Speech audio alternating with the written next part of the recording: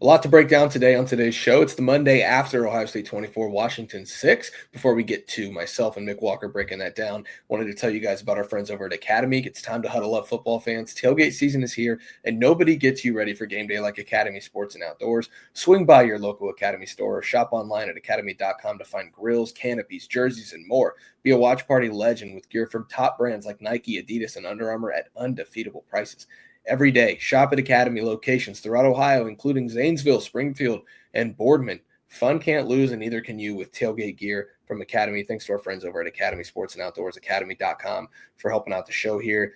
I am Spencer Holbrook. That is Mick Walker. I am home from Seattle, Washington. Mick never left the great state of Ohio. We're here to break down what happened in Ohio State 24, Washington 6. If you missed the solo rapid reaction from Husky Stadium on Saturday, I did that and posted it onto the Lettermen Row YouTube channel. Make sure you go check that out. But Mick was home this weekend helping out with the site while we were out in Seattle. Mick, how was your weekend? It was great. Like I told you before, I actually watched the game with a couple of buddies, and it was cool to kind of get their thoughts a lot. Watching with a couple of guys that are fans, guys that would be like in the Letterman Lounge message board type of situation. So you get some more in the moment thoughts. Still cover the game, still make sure we got all the work done, but it was just interesting to hear what's going through their head and what their takeaways are in the moment. Yeah, it was a good game. It was a good atmosphere. There was a lot of scarlet and gray in the crowd. I will say I'm not oh man, Ohio State took that stadium over, but I was tracking some decibels on my watch, and we were expecting like 130, 125. I don't think it got louder than 100 at any point. Which is kind of sad because I was excited to see the full Husky Stadium experience and see if it lived up to the hype of how loud it was. But hey, when 20,000 of the 72,000 in there are Ohio State fans, and that place is dotted with scarlet in a sea that was supposed to be purple, I mean, man, you got to tip your hat to the Ohio State crowd that showed up in Seattle. I saw many Washington social media accounts and fans lamenting the atmosphere because it was almost an Ohio State takeover. I saw many fans talking about measures that need to be taken the next time Ohio State goes to Washington to make sure that doesn't happen again. It was that level of support for the Buckeyes. Ryan Day, Caden Curry among those after the game who shouted out Buckeye Nation for making the trip or just being out there in Seattle. Large alumni association presence out there too. So that was I just wanted to say, like, we're not a big like comment on the crowd type of production here, but I will say, man, it was super impressive, the showing that Ohio State brought with them to Husky Stadium on Saturday. And hey, man, like, it helped them in the win. Right after I don't know if this came through on the TV broadcast, Mick, but right after the Jeremiah Smith touchdown at the end of the first half, there was a very vocal "Let's Go Bucks" chant going through the stadium, and that was huge, I think, to help that momentum kind of sustain. Yeah, like you said, it didn't come through the CBS, and like some of these places do. I don't know if it's a good job, or they do whatever they want with the sound, so you can kind of tone it up, turn it down. But you can certainly see that Jeremiah Smith, the whole offense, kind of had a reaction. There was a lot of interacting between the players and the crowd, kind of after the game, whether it's social media videos, or the TV broadcast, kind of just to players talking to the people in the stands. That was cool to see. And like you said, I think Ryan Day even said it. Like, you take a young team and an inexperienced team on the road, it's nice to be able to have 30% of the stands be wearing your scarlet and having cheering on your offense or cheering on your defense and trying to be quiet for the offense and try and make it easier on for those guys. So again, hat tip, like you said, we're not here to judge the crowd or comment on it too much, but hat tip to Buckeye Nation for living up, enjoying the trip out in Seattle as well, I assume. But let's get to the game, actually. Look, this is a game that Ohio State, for all intents and purposes, dominated. The Buckeyes force a quick 3-and-out on Washington's opening possession, including getting Damon Williams on the ground on a design run that was supposed to get him a few yards to get a first down. The Buckeyes did great in coverage early and often on Denzel Boston, the leading receiver for the Huskies. He was slowed down to 3 catches for 26 yards. Ohio State gets the ball to start its first possession. It marches right down the field to the tune of over 5 yards a carry, and really establishes the run game early on. And just gets to the 5-yard line and stalls out. It's a problem that needs to be addressed. They can't have that in big games. It allowed the Washington crowd to kind of get into it. We talked about things that were going to keep this Washington crowd in the game. We looked at a couple examples of times that had happened. And hey, like that and the fumbled punt return that would have set Ohio State up on the 25-yard line, allowed Ohio State to only have the ball one time in the first quarter. The Buckeyes only had 3 first-half possessions. They had 7 possessions total in this game, and they scored on 4 of them. One of them was a kneel down. The other 2 went to the 5-yard line and just got stuffed, and another one was a punt. So, this was a dominant game by Ohio State. It was a wonky game that didn't allow Ohio State to put up the crazy numbers in the offense or a crazy number of points or get guys to 100 yards here and there. But, if you dig in on this thing, the 24-6 doesn't really tell the story. The Buckeyes took care of business in this game, and I think that's what shined through on the rewatch, Mick, is Washington had missed opportunities, but they were more generated by Ohio State's defense being what it was and how good it was. Ohio State had missed opportunities because Ohio State was just shooting Ohio State in the foot, Plexico Burress style. So, I don't know what else to take away. They were really good in this game. They just couldn't get out of their own way in the first half. Yeah, I mean, like you said, only having 1 possession in the first quarter kind of skews things a little bit. If you go to a restaurant, you get the appetizer, and there's a minute before the food comes out, and the appetizer's bad. All you're thinking about is the appetizer. But if you get the appetizer's bad, entree comes out right away. You're on to the entree. So there was no other thing to kind of wash away this bad first possession that stalled out with a 4th down drive. And we talked before the hand, Spencer hasn't gotten to do the full rewatch. You've seen plenty of highlights and different stuff, but upon rewatch, there's some things you get stopped 4th and 1 on that, right down there on the goal line. I think Ohio State probably feels like it had Austin Sarah buckets of pancakes. There's some things there where you're we probably should be able to get that 4th and 1. But then you get in a couple of those situations later, whether it's 4th and 1 or just 4th and goal or getting close to the goal line. Ohio State said, you know what, we're not going to just go, we'll use multiple tight ends, but we're not just going to bang our head against the wall trying to do I formation stuff. We're going to put Nate Roberts in the backfield, kind of looking like a T formation style, motion him out, do some different things, move CJ Donaldson out, kind of hit him on a pass play to close it out with that touchdown. They clearly got in the bag a little bit from whether it's from the off week or just stuff from the preseason, and said, we're not just going to do the same old thing here because we need to put touchdowns up on the board when we get in the red zone. Yeah. So the other things that I dug in, I thought were really key in this game. Ohio State was 6 of 10 on 3rd down. That's 60%. You'll love to see that. Washington was 1 of 11 because of how good Ohio State was. Ohio State was averaging a yard less on 3rd down to go than Washington was, which made it a little easier. The Buckeyes, for all of their short yardage issues that people want to bring up or anything, but on 3rd downs of 1 to 4 yards, they were 4 of 4. They're converting 3rd and short at a really nice clip. The 4th and short obviously didn't go their direction. So, Julian Sand was 4 of 5 for 59 yards on 3rd down.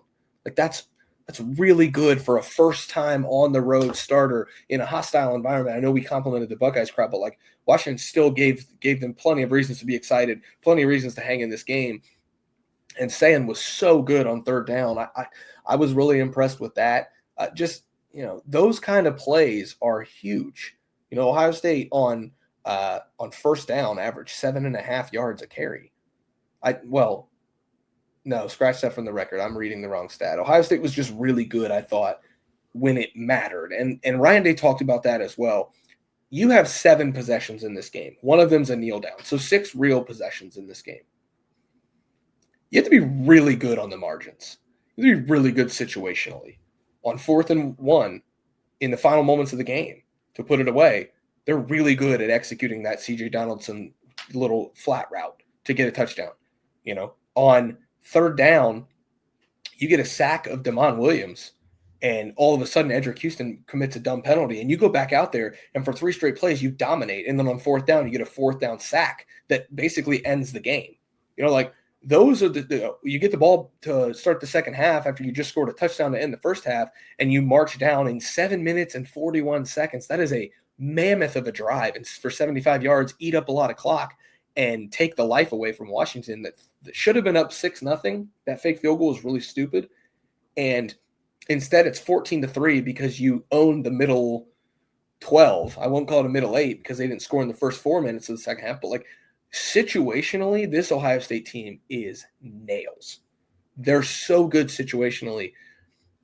The counter to that is they have to be because they're playing at the country's slowest pace. But that's how 24-6 is 24-6 and not 44-13 or something. Because 44-13 and 24-6 are kind of relatively similar games. It's just how many possessions and how much. If this was a high possession game, Ohio State would have won it 45-13 or something like that. but it's not. So they win 24-6. They're just really, really good situationally because they know that those situations matter so much because they're playing so slowly. Does that make sense? 100%. And that's what makes it frustrating when you have Brandon Ennis fumble on a good return, or you have different special teams issues where you're like, we have to crush situational stuff. And really, there's no phase of football that's more situational than special teams, and you lose on some of that stuff. Or there's even like, and this is weird because Ryan Day hasn't really shown a tendency to do one thing one way or another. And I don't typically ask questions on Tuesday, but I'll probably will raise my hand to see if I can get an idea on this. When Caden Curry gets that sack on second down right there in that at the end of the Washington's final drive in the second quarter, like Ohio State has 3 timeouts, 44 seconds left on the clock, and Ryan Day just didn't really hunt for anything there, whether that's to try and get a field goal or get the ball back or go for a touchdown. Like, I was a bit surprised by that because, like you said, if you're only going to get 6 possessions, you're only going to have 7 possessions overall, and you have an opportunity to hunt for one more. They didn't really do that. And again, like he did that against Tennessee in the playoff game last year where they went and they tried to get that long field goal for Jaden Fielding. Like, it's just weird because I don't know fully what Ryan Day wants to do in those situations yet. And I don't know if it changes game by game, but there were some things that were just frustrating, like in the fine print or kind of in the margins where it's Ohio State could have blown it up a little bit more. Yeah, I mean, that first 4th down, it's kind of uninspiring. Just hand off to C.J. Donaldson. You saw him get a little bit more creative with the way that they got the 1st and goal on the 1-yard line rush to C.J. Donaldson that gets a touchdown later. Like, that's far more creative of a way to get the ball in his hands. He was really hard on himself after the game. He said he was heartbroken that he didn't get that first 4th and 1. He said that's his job. He knows that that's what he's here for. And he said he's got to get his pads down. So I expect him to be much better in those scenarios moving forward. He knows that he needs to be better. He knows he needs to get his pads down. It's not even a moment where Carlos Lachlan and the coaching staff had to coach him. He just knew that he needed to be better. So I think, that was a player error. I don't blame a lot on the players. A lot of, Ohio State likes to put a lot on his coaching staff when it's those things. But, I mean, that's just an execution error. You got to get your pads down. You got to be better. The offensive line has to be better there from an execution standpoint. But it also could have been a bit more creative. Like you said, there were some things on special teams that you don't want to see. Brandon Ennis, obviously, the punt return fumble. It was well blocked. It was well coached. You just can't fumble the football. There's nothing that Ohio State special teams coaching could have done differently in that regard. The kick return that Washington returned to the 50-yard line after Ohio State scored the Jeremiah Smith touchdown at the end of the first half, it looked like a couple guys were just out of their lanes.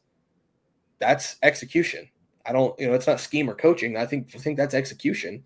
And then, but at the same time, Ohio State obviously is well coached on special teams to some extent, because when Washington tries the dumbest fake field goal I've ever seen, Ohio State covers it perfectly. 2 guys, they were playing field goal safe anyway. 2 guys attacked the kicker, who became the quarterback, and the tight end wasn't even looking for the ball, and he was still covered. So and Ryan Day said they were expecting a fake field goal. Well, Washington hasn't ran one yet this year. I don't know how many years back they went of Jed Fish's Rolodex of special teams, but they were clearly coached well enough to do that. So it is the true definition of a mixed bag right now on special teams.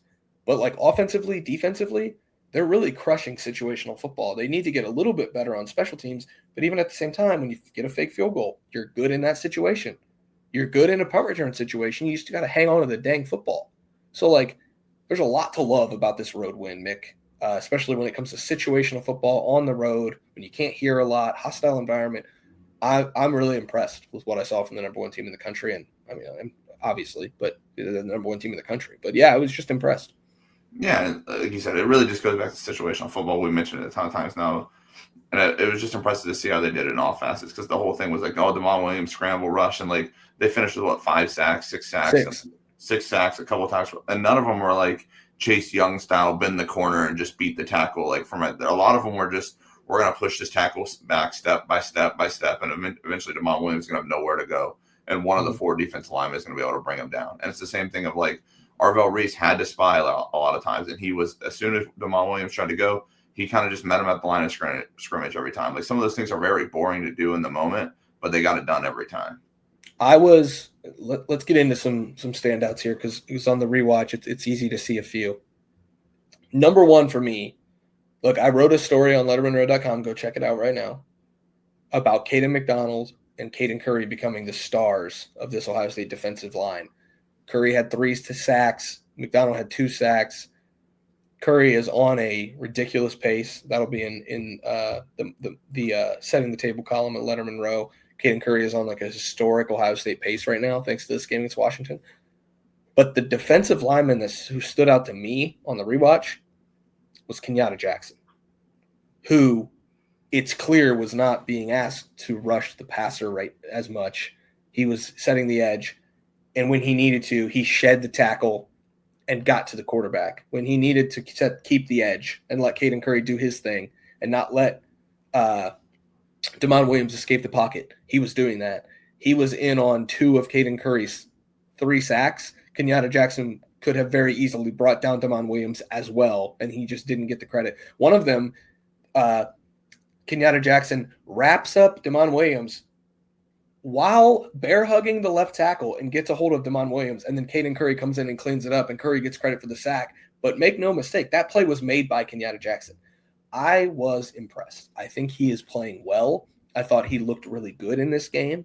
And just because the stats don't show it, don't mean that he didn't have a great game. And I wanted to highlight him because I thought that he was really good. And after the game, I thought it was even more impressive that he said that they're playing as one on the defensive line, and they're learning to not be selfish. They're learning to be very selfless with this defensive line. I love that. I love the message. I love the way that they're playing. I love that they're playing together. I love that they celebrate together. I'm a big fan of what this defensive line is doing right now, Mick. Yeah, and they really just pair so great together, like you mentioned with Kenyatta Jackson. And everybody, if you looked at was it the first Washington drive there where Caden Curry has a couple of tackles for loss, and like a lot of those are, you look at it and you go, oh, man, Caden Curry made a great play. But a lot of those, if Jonah Coleman's trying to run left, like trying to run behind their left tackle, and Kenyatta Jackson just set a real hard edge. So when you have nowhere to go and you got to start studying around, and Caden Curry's flying 100 miles per hour from the backside of the play, like that's just because Kenyatta Jackson kind of forced it all to go back inward, and that credit to him for doing that. The other guy that I mentioned on the message board on Saturday and on Lettermen Lounge message board, but Davison Igbinosun and Jermaine Matthews, what they were able to do with Denzel Boston, I don't know. We can't really give it like proper credit because like just saying you had really good coverage on a play or the ball didn't get thrown or got thrown to somebody else isn't really like a super highlight thing. But I think you mentioned it as like the real like make or break drive Washington had. I think it was like their second to last drive, but the really the last one where they had real stakes in the game was that like 3rd and 2 there where they're trying to go up the sideline to Denzel Boston. And it was really what you wanted to see out of Davison Igbinosun like all year last year. And just like whenever he's been in a tough spot, like he's running up the sideline with them, heads turned towards toward the quarterback. Then the ball kind of gets in the air. He turns his head the other way to see it coming in from the ball coming into the wide receiver's hands. Like Washington clearly wanted a flag, just how Ohio State probably wanted a couple of flags on the Washington defensive backs throughout that game. But he got his head around in all aspects of the game, broke like on all aspects of that play, had no real issues when it comes to just trying to draw a pass interference. And then there was times where he tackled really well, like took down Jonah Coleman in an open field tackle to force the 3rd down. Like credit to Davison Igbinosun for stepping up and taking away Denzel Boston, who's probably one of the top 5 Big Ten wide receivers. Probably one of the best receivers that Davison's going to see all year. After watching Trevor Pena and Devontae Ross from Penn State, you know, that they are who they are. I don't think they're better than Denzel Boston. I know Donovan McCulley's pretty good for Michigan. I actually really think he is good. On the outside there, that'll be a challenge, I think, for Davison, a good one-on-one matchup. But, like, if you look up and down this schedule, you know, Hank Beatty from Illinois in a couple weeks will probably give Davison a really good challenge. He's a great player. But, like, there's not a lot of receivers that's going to challenge Davison. I thought he handled himself really well, acquitted himself well against this Washington trio of receivers. You know, Desmond Roebuck had a decent game, and then I didn't think that, you know, Amari Evans had a couple catches. So, like, they found a little bit of grass, but like you said, they tackled well in open field in the secondary when they needed to. Igbinosun tackled Jonah Coleman, like you said, in the open field inside the 5-yard line that forced, you know, Washington to go for it on 4th down. And guess what? They didn't get it on 4th down. They didn't get 8 points. So, like, that's a 7-point swing there on that tackle. So, excuse me, just really impressive stuff from the Ohio State defense. I think we could talk about the defense for years at this point. They're so good. And I've written about them twice for lettermenrow.com now. So the offensive side, a couple standouts before we get to some standouts. I wanted to tell you guys, if you're going to the Gophs and the Bucks this weekend, Ohio State, Minnesota, the place to go for that would be gametime.co or the Game Time app. I'm telling you guys, you're wasting your money on tickets, because what you see is what you get with gametime.co and the Game Time app. If you think that you're going to check out and get a bunch of fees that kind of slow you down or make you second guess whether you want to buy these tickets, no, what you see is what you get. There are college football tickets throughout the country on this website. There are things called zone deals. You show Game Time where you want to sit, and then they choose the seats for you and give you the best deal for your buck about how much you want to spend. There are tickets right now for this rare primetime home night game in the Horseshoe for $120. And then guess what? If you use the code ON3 at checkout, you get $20 off your first purchase. $20 off your first purchase in the Game Time app or at gametime.co for Minnesota and Ohio State. Like I said, tickets for as low as $128 right now over on gametime.co in the Game Time app. And then you get $20 off when you use the code ON3, the promo code ON3 at checkout at gametime.co or in the Game Time app. Mick, a couple other standouts from me. Brandon Ennis, 3 catches, all 3 first downs. One quick out and 2 bubble screens. That's his wheelhouse, man. That's what he does best. You just get the ball in his hands. He's going to make somebody miss. He did a great job with those. I wanted to shout him out. He's been getting a little bit of, I think, a little unnecessary flack on social media and from Ohio State fans. So, to make up for that fumble, he's going to be kicking himself for that. I know it. I know Brandon, how he operates. He's going to be really upset at himself. And, maybe there's a prediction on lettermenrow.com by the time you watch this about Brandon for this week against Minnesota. I thought, obviously, Bo Jackson, we're going to talk about Bo a lot this week, so I'm not going to waste a lot of time. He was fantastic. 80 yards, 16 carries, just a brute running the football. Yards after contact machine. I'm really impressed with him, especially as a true freshman going on the road for his first start. I thought he was great. I thought Luke Montgomery had a good game. He handled the silent count, because if you watch, it's not Carson Hinsman handling that. It's Luke making sure that everyone is set from his left guard spot and then using his right hand and tapping Carson Hinsman on the leg to signify that they're ready to snap the football. So that whole silent count operation was handled fantastically. And so I think a lot of credit goes to the offensive line, especially Montgomery and Hinsman. In fact, they were the Ohio State offensive players of the game. So I was impressed with that. And then Jaden Fielding, man, another made field goal. This time he slips and falls and could have easily, shanked that thing, but he kept his composure amid a fall and knocks one in. So I thought that was something worth shouting out. Yeah, Jaden Fielding is a good shout, but I was going to go with Luke Montgomery if we're talking offense. Luke Montgomery and Austin Sarafeld, like that left side of the offensive line has just been incredibly steady for Ohio State through 4 games, and it continued on Saturday. Like, I know that's the side where they tried to go with the 4th and 1 early in the game. They didn't get it. I thought both those guys kind of blocked it up well. I imagine Keenan Bailey and some of those guys would put more of that on the fullback play, and really just CJ Donaldson kind of putting his head down and getting that yard, because they felt like there was some space to get it, but the left side blocked up well. We talked about CJ Donaldson's kind of last receiving touchdown to close the game out, but it's set up by a 16-yard run, 17-yard run by Bo Jackson there on 3rd down to pick it up to set up a 4th and 1, and it was all because Austin Sarafeld just completely kicks out the defensive end. Luke Montgomery's practically running stride for with Bo Atkinson for the first 10 yards or so of that play, and they were just moving people. Will Kazmarek did the same type of thing he's done all season as well, tight end, just moving people in the run game. Bennett Christian got to play a little bit more, and he played well. Really, all the tight ends. Jelani Thurman had that nice reception on the tip ball that he caught over the middle. I think it was for first down as well. He was wide open on that CJ Donaldson touchdown, kind of coming off into the corner route. So credit to the tight ends and the offensive line, because while I know we're still need to talk more about the run game down the line, those guys did a great job, both pass blocking and run blocking, to kind of make Julian Sayin have the day that he did there in the second half. I thought it was Max Clare and Will Kazmarek's best day so far this year. So just something to keep in mind. I thought they were really good. And we're kind of getting up here on time, but Julian Sayin, I think he only rushed for maybe 20 yards, or maybe less than that. But what he did with his legs, both rushing and then kind of both the sideline throws, the one like you mentioned, Max Clare on the sideline, where in that 4th quarter to keep the drive alive, and then I think in the 3rd quarter that one to Carnell Tate, where it was literally just float and threw one right at the sideline for Carnell Tate to kind of drag a foot in and keep it in. We didn't never really think Julian Sayin was going to be the most mobile quarterback, but he showed on Saturday that he's got enough mobility and pocket presence to kind of just keep plays alive, to wait until these guys open up, whether it's in man or zone coverage. Julian Sayin also completed 10 straight passes at one point, and then had an incompletion and then completed 2 more. So that was, 12 of 13 throws. The one that was incomplete was a throwaway into the end zone from the Washington 18-yard line. So, I mean, that's 12 straight completions and one good decision on a throwaway.